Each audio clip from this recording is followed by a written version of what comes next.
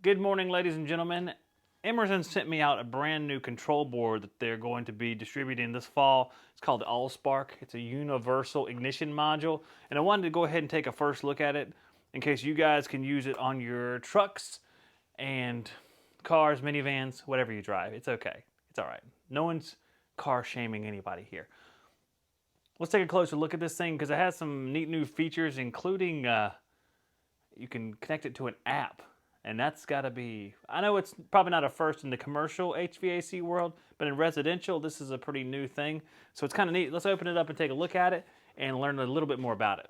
We're going to play a little bit of what comes in the box. We have some instructions, which in this case might be useful. We might need the instructions. There's a harness here. It looks like it has 1, 2, 3, 4, 5, 6, 7, 8, 9, 10 different leads that goes into this harness. It's labeled.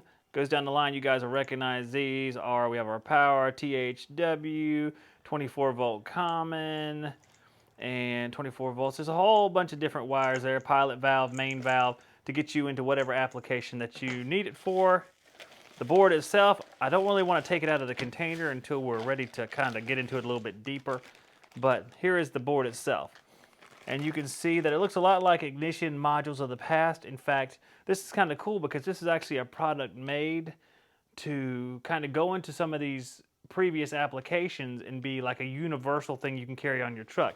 The gentleman at Emerson was telling me it replaces more old ignition modules than I think any other controller that's currently on the market. And I know there's some competition across the board.